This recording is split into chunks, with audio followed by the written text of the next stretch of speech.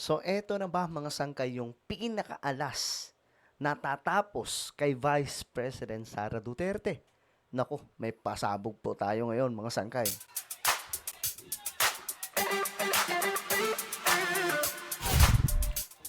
So, itong taon mga sangkay ay sabi ko nga ito po yung pinaka ng bakbakan talaga sa politika, no?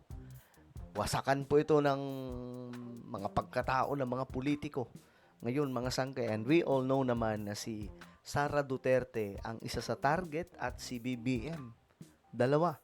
Winawasak si BBM, wawasakin din po si Sara Duterte. Ganun po ang nangyayari. Kasi talagang ngayon, nagbabakbakan itong dalawang kampo. Ngayon, may balita po tayo. May alas daw po na siyang tatapos kay VP Sara. Pag-usapan po natin yan. Anyway, bago tayo magtuloy-tuloy sa mga hindi pa po dyan nakakapag-subscribe sa ating YouTube channel, tayo po ay malapit na makarating sa 2 million. So kung gusto mong mapabilang sa patuloy na dumaraming mga solid sangkay, makikita nyo po yung subscribe button sa baba ng video na to. I-click nyo lamang po yung subscribe, i-click ang bell, at i-click nyo po yung all. Sa mga nanonood po sa Facebook, i-follow nyo po yung ating Facebook page. Okay guys, eto na nga po ang nangyari. Tingnan po natin to kasi nga po masyado pong maingay itong balita ngayon kasi ito yung report. New impeachment laban daw po kay Sara Duterte may include alleged bagman's affidavit. Sino ba ito mga sangkay? Ito po ay si Madriaga. So mukhang dito mga sangkay, delikado si VP Sara. Ayan po mga sangkay.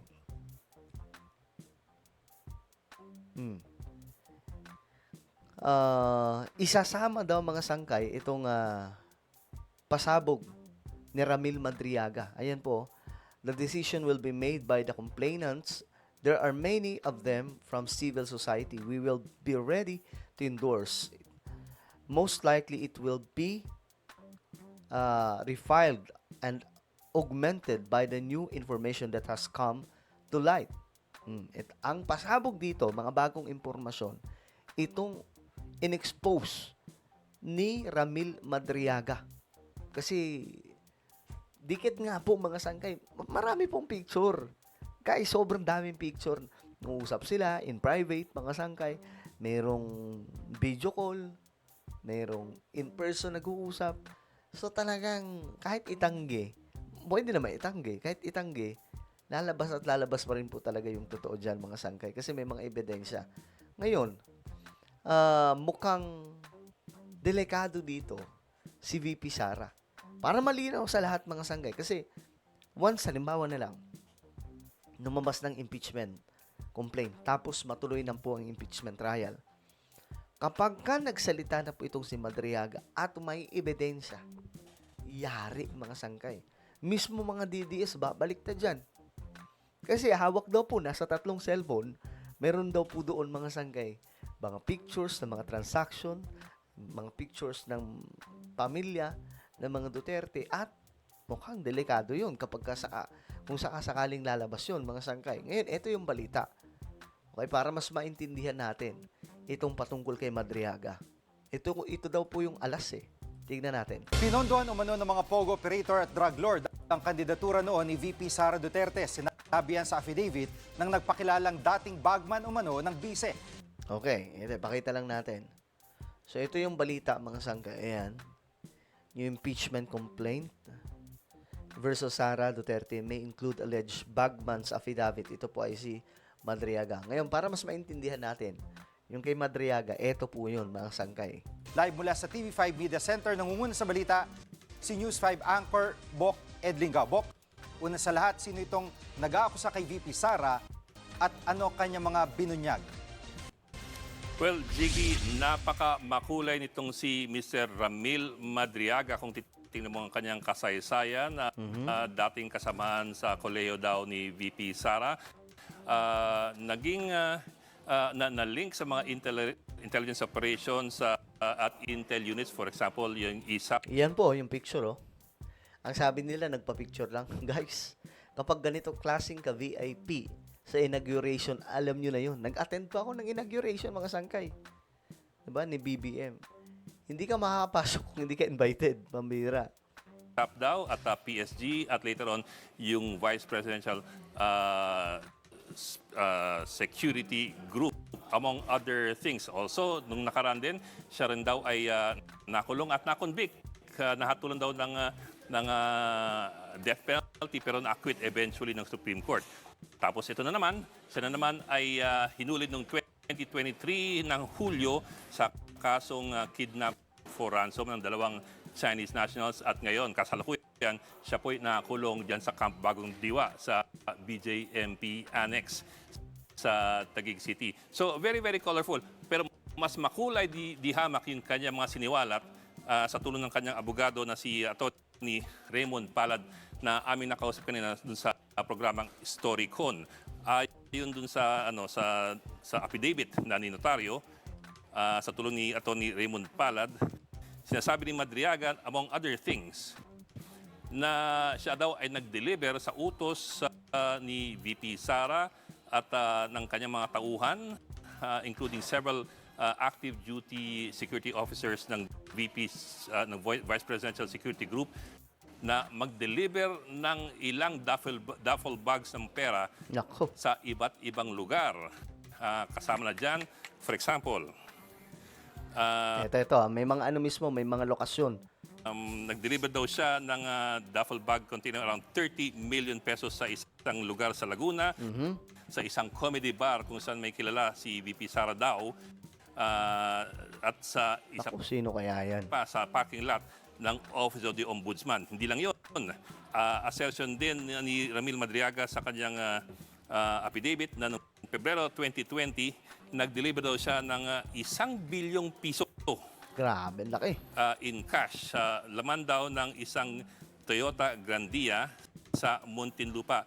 Hindi lamang yon. According to Madriaga, kinumpirma pa raw, di umano, ni Pangulong Duterte sa kanya through phone kung na-i-deliver na niya yung pera. So ang tanong namin, paano lamang si Pangulong Duterte mismo ang tumawag sa iyo? Kasi telepono lamang. Ang sabi ni Madriaga, ang sabi ni Palad, Atty. Palad, na kausap namin kanina, alam daw ni Madriaga kasi ang cellphone number ni Duterte, ni Pangulong Duterte, dahil dati na niyang nakakausap. In fact, may code pa raw sila para sa dating Pangulo. Ang code daw niya ay CM or MC, meaning City Mayor. In reference to his stint dati as Davao City Mayor. Jiggy. At nabanggit ba, Bok, ni Ginong Madriaga o ni Atty. Palad yung motibo sa pagsisiwalat na ito? Well, that's what's interesting here. Apparently, if you listen to the interview with Atty. Palad, sama ng loob lamang ang pinaghuhugutan nitong si Madriaga dahil hindi siya tinulungan ni VP Sara at parang siya daw ay nilaglag ni VP Sara. Nung nag-away-away siya tsaka si dating presidential spokesman Harry Roque. A little bit of background here. Several years ago daw, kinasuhan niya si Atty. Roque, Atty. Harry Roque, sa ombudsman ng kasong land grabbing in relation to a pogo compound that was being set up in Bataan. Supposedly, meron daw kasong land grabbing doon si Harry Roque at hindi raw maatim, supposedly again, nitong si Madriaga, na ang nagte-take over ng lugar na yon were Chinese paramilitary officers. So dahil doon, nagkakasuhan sila at sa huli daw, siya raw ang nakulong, nakakasuhan ng kidnap for ransom. Ayon din sa kanya yun. Pinalabas na mga Chinese yung niyari ni Madriaga. At siya pa ang napakulong noong 2023. At ang kanyang sama ng loob, ito sinabi ni Atty. Palad, ang kanyang sama ng loob talaga, sa dami-dami ng kanyang ginawa para sa kanya, referring to VP Sara, nag-pick up ng pera, nag-deliver ng pera, masama talagang loob dahil para siyang binitawan o nilaglag ni VP Sara. Di umano, again, these are assertions only being made by Madriaga through the affidavit as provided to us by Atty. Palad. Ito po yung soundbite. Ang feeling niya, napabayaan siya.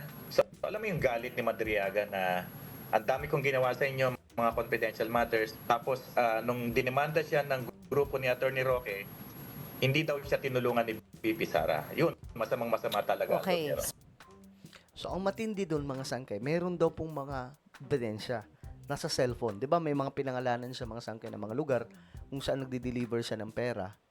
Hindi po pwedeng salita lang yun eh. Dapat may ebidensya. So, ngayon, ang ebidensya daw mga sangkay, nasa isang cellphone. 3 cellphone daw po na hawak ng korte nung hinuli itong si Madriaga. Nandoon daw po yun mga sangkay. So, yun po yung kaabang-abang kasi may mga pictures daw, transaction, yung usapan na, andun daw mga sangkay. Well, ano sa tingin nyo? Ito na nga ba ang magpapabagsak sa ating Vice Presidente? Comment down below. Meron po tayong YouTube channel. Ito po ay Sangkay Revelation. Hanapin nyo po ito sa YouTube ngayon din. Kapag nakita nyo na, i-click nyo po yung subscribe, i-click ang bell, at i-click nyo po yung all. Ako na po ay magpapaalam. Mag-iingat pong lahat. God bless everyone.